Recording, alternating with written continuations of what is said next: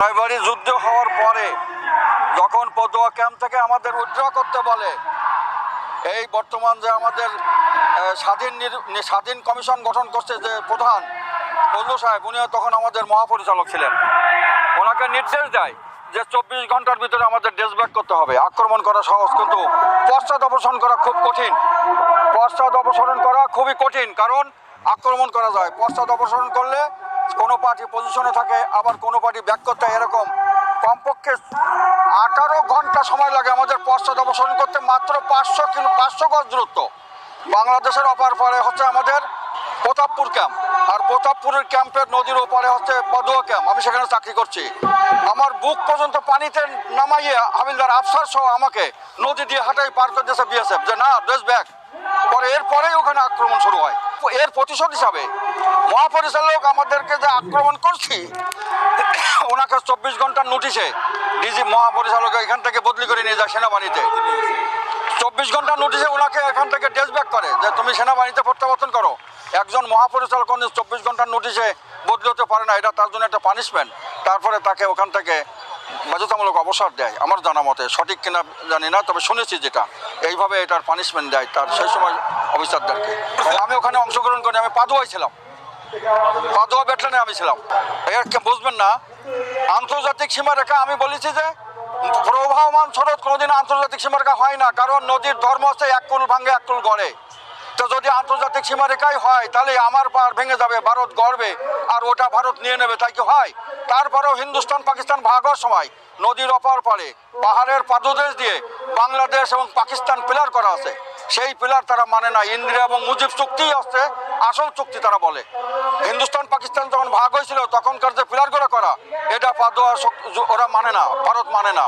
যখন কোনো গন্ডগোল বাঁধে তখন ইন্দিরা মুজিব চুক্তির কাগজপত্র নামে ফ্ল্যাগ মিটিংয়ে খাড়া করে দেয়, যে এই দেখেন আপনাদের সরকার চুক্তি ঠিক আছে, ওটা পিলার বাতিল, এই নদীর সীমারেখায় হচ্ছে সীমারেখা।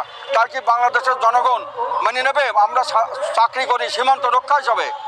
প্রতিটা জনগণের যান মাল এবং সীমানার 1 ইঞ্চি মাটি আমরা ছাড়তে রাজি না। সেই সুবাদে এই পদুয়া ক্যাম্প ওখানে আক্রমণ করে নেওয়া হয়, যার কারণে আওয়ামী লীগ সরকার, হাসিনা সরকার আমাদের মহাপরিচালককে 24 ঘন্টার ভিতরে আমাদেরকে দেশ ব্যাক করায় এবং তাকে চাকরি থেকে বহিষ্কার করে।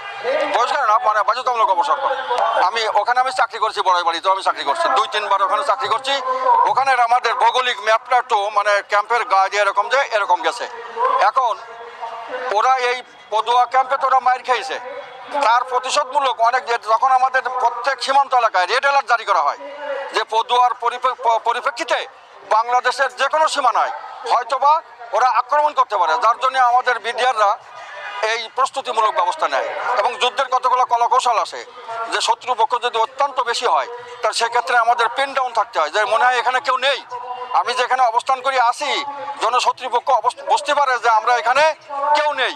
পিন ডাউন যখন আমার কার্যকারী দূরত্বের ভিতরে আসে, তখন একই সাথে ফায়ার দিয়ে ওই সমস্ত সৈনিকদেরকে নির্মূলে ধ্বংস করা হয় একেবারে, মানে ওই বড়াইবাড়ি। এবং সামনে ছিল ধান লাগানো ধান ক্ষেত। আমি ওখানে চাকরি করছি বিধায় আমি বলতে, আমি যুদ্ধে ছিলাম না, কিন্তু ওখানে আমি 2-3 বার করে চাকরি করছি। যুদ্ধের কলাকৌশলই ছিল অত্যন্ত, যার জন্যে সমস্ত 8 জন কি 9 জন লোক পুরা 200-250 সৈনিককে একেবারে করে দেয়। আমার জানা মতো 297 জন শিকার কর্মী, আর 3 জন জীবিত ধরা হয়েছিল। 3 জন জীবিত ধরে হেলিকপ্টার করে ঢাকা পাঠানো হয়েছিল। এটা নাকি আন্তর্জাতিক আইন লঙ্ঘন করা হয়েছে।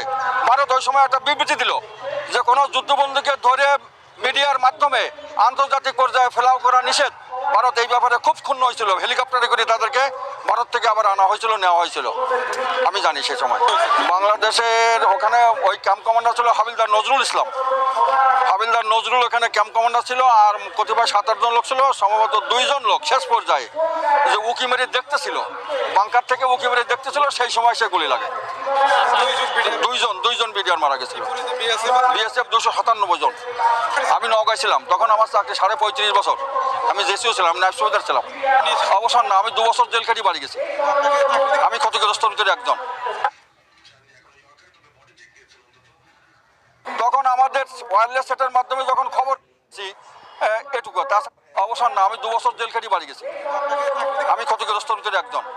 পিলখানা সম্পর্কে আমার তেমন ধারণা নেই, এটা যারা পিলখানায় ছিল এরাই বলতে পারবে। তবে এখানে মিডিয়ার মাধ্যমে, টিভির মাধ্যমে যেটুকু শুনেছি এটুকু। তাছাড়া মনে করেন এখন আর টিভিতে যখন একটা খবর প্রচার করছে যে খাগড়াছড়ি সেক্টর সেনাবাহিনী ফায়ার দিয়ে অ্যাটাক করে নেছে, তখন আমাদের ওয়্যারলেস সেটের মাধ্যমে যখন খবর আসে এবং মিডিয়ার মাধ্যমে আর টিভির মাধ্যমে যখন দেখছে, তখন বাংলাদেশের সমস্ত ইউনিটের সৈনিক প্রতিরক্ষা নিজের বাঁচার জন্য, সেনাবাহিনীর হাত থেকে বাঁচার জন্য তখন তারা প্রতিরোধমূলক ব্যবস্থা নেয়।